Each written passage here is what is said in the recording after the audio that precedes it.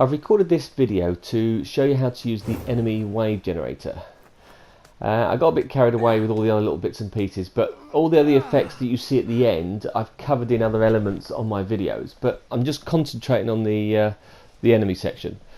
What I've got here is two AT&Ts at the end of the woods attacking the base, and I'm going to have a wave of troops attack me while I try and defend them off so I can get my space shuttles to take off, my transporters. Now, after I kill each wave, after the first wave, the first transporter will take away, and then after I kill the second wave, then the final one, and the retreat is complete. I've also prepared a couple of tools already, things like the Pathfinder tool that you've seen on my other videos, and setting the spaceships up, which is similar to the clip when I done how to use the Force. So I've got those pre-set up ready to go, but what I'm going to do is I'm going to just jump down here and set up my enemy wave generator, and depending on how you set your game up, you could have it act on different objects. I'm going to have it very crude, very simple, that when I press a button the enemy wave generator is going to activate. So if I go to my creativity toys, there is this one, the enemy generator. This one, there is no need, once you've got the other tool, there's no need to use this at all. That will allow you to produce one record at a time. The one that you want, if we scroll across, is this one. This one's got all the bells and whistles that you could possibly need. So I get the enemy wave generator and I click this here.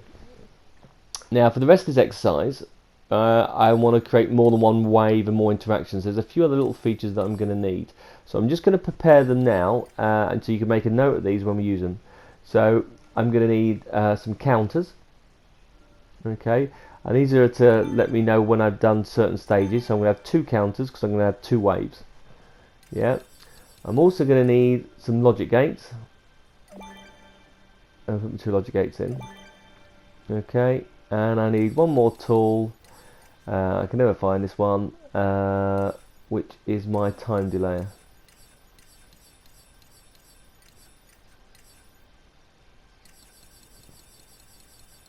Always go the wrong way. There you go, there's my time delay. Now they're the tools I need to get this this job finished. Right, now I've got the tools that I need to generate my wave. I'm going to go into the spark mode by pressing R1. And I'm going to activate it using this button. Again, you could have used other tools, but we're going to keep it very simple just for this particular exercise. So when we press that button, so I'm going to create a new logic connection. When I press this button, I would like to generate a wave. Now if I don't specify it, so if I connect to there, go down to my options, it'll give me choices of generate wave.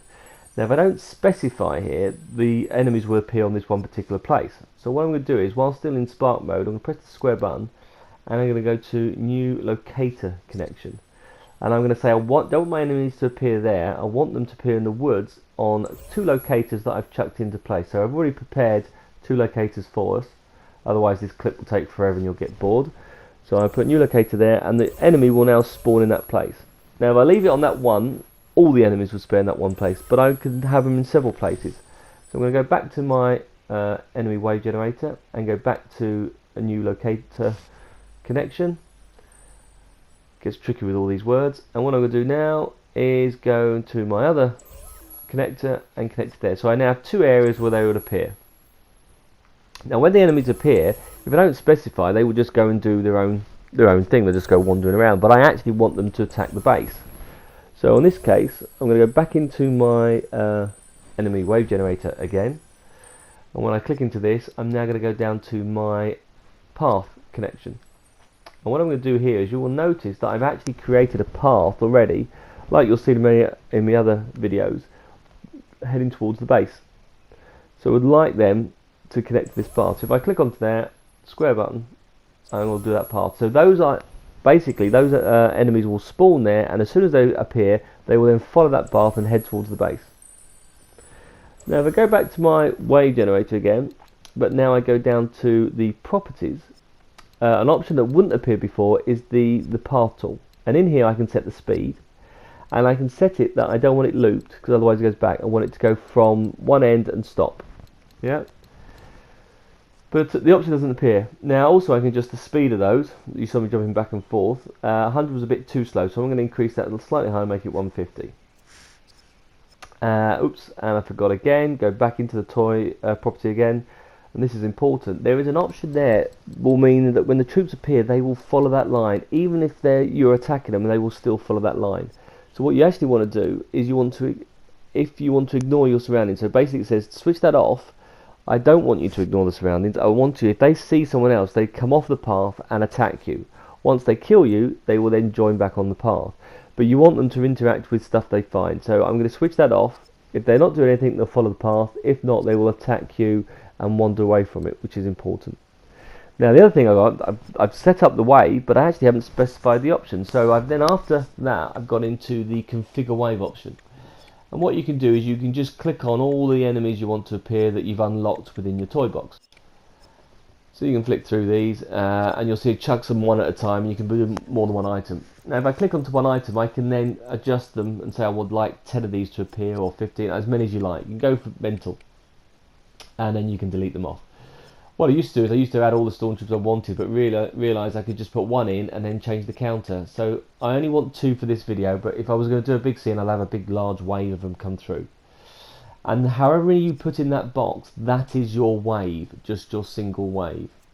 Okay, so now that we've got that set up, that is your enemy wave generator configured. So we've got it completed. That is theoretically our wave generator done. Press the button and your enemies will appear. But I want our wave generator to be a bit more interactive, so I need these other tools, and this is what I'm going to show you here now. So I've got these counters, 2 counters, and the reason for those is that when a counter reaches a certain objective, you can get it to do one job, but I want different things to happen when I defeat the wave. So I'm going to go into the properties of this particular counter, and I'm going to set this counter to 1. So when the target gets to 1, it's going to do a particular job, and then it's finished. So that purpose for this item is finished. When I get this counter and it gets to 2, I want to do a different job, and both these 2 jobs is to launch separate transporters. So what I do now is if I go back to my wave generator, go to new logic connection, and now what I can say is when the wave is defeated, what do you want to do? Now I'm going to send a signal to this logic gate, and I'm going to do an input signal. As a logic gate default is always open, it will automatically send me an output signal. So if I go to the properties of that and go to output, it basically sends a signal straight through.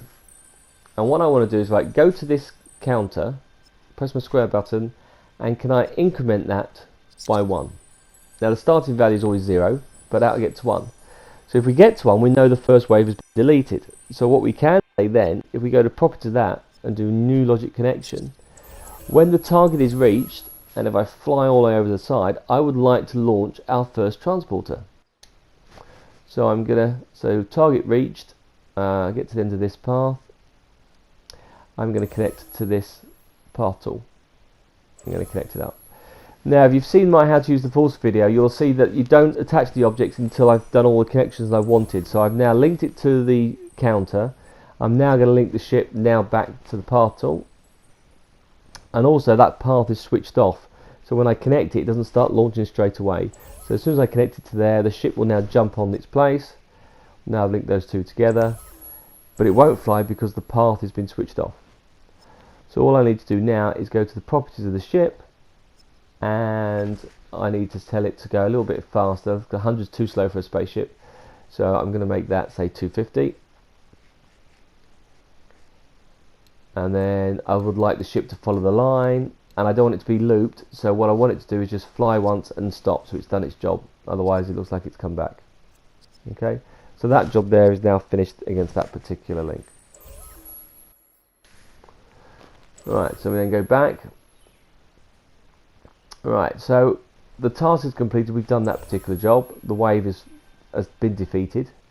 So we'll do new logic connection again when target is reached. And this time I'm going to go to this delay option, and in this delay I'm going to start my delay. Okay, and if I go to the property of that delay, you'll see there's a 1 second delay. I'm going to give it, I don't know what, 3 seconds. Yeah, probably change it to 3. We change it to 3 seconds. So it says we've completed the wave, we've stopped them. Give you time to get your guys into position, and then I'm going to say, right, can we now do, when this delay is complete, we go back to my wave tool and generate another wave. So we're going to click to there and say, can you generate our second wave? Okay. Now you can't for some reason go between the counter and the point. It doesn't do it. Now the problem is when I get my second wave, yeah, it's going to set again. So what I want to do here now is that job is done. So when the first counter reaches its target, can you close the gate so we can't do any more counting? So once I get the first counter done, I close the gate, so therefore it's done.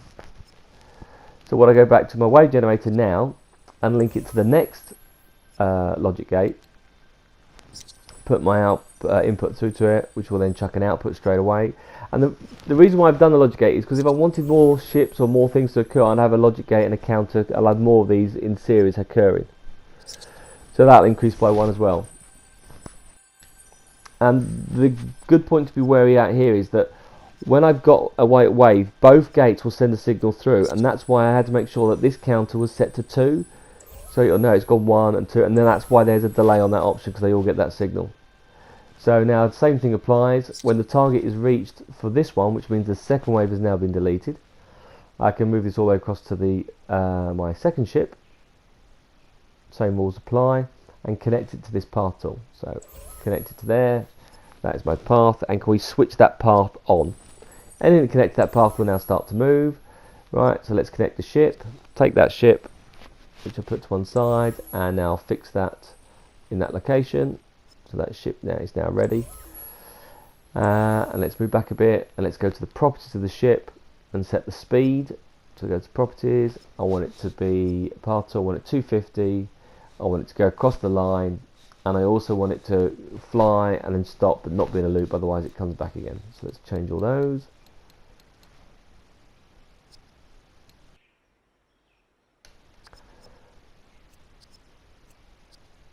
So everything is now set up on there. We're now done on those 2 ships. We'll now take off.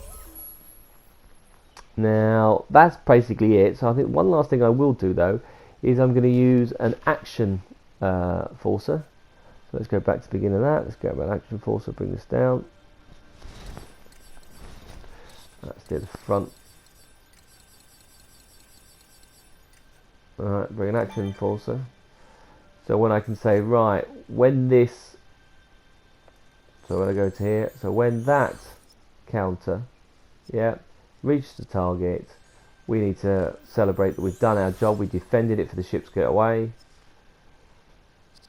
Okay, what I'd like to do there is you go, great. I'd like you to enforce celebration. And the last thing I'm going to do is also switch off my special effects that I've got triggered on this repeater.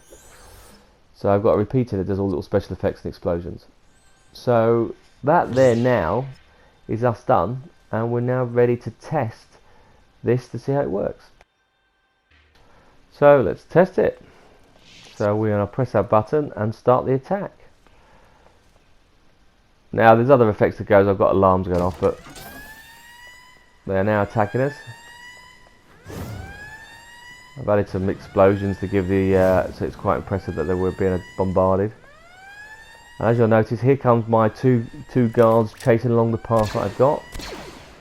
So I'll shoot those.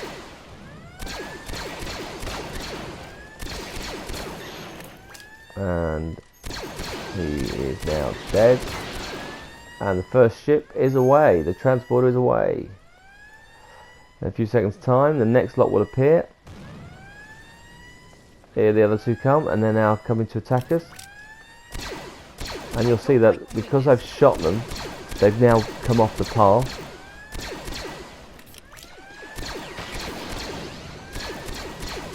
I'm just happy to have helped.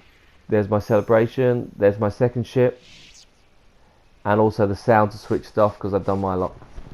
And that's how you use the enemy wave generator. I hope you enjoyed that clip. Hope you find some useful tips. And I'll get another one out to you as soon as possible. Cheers.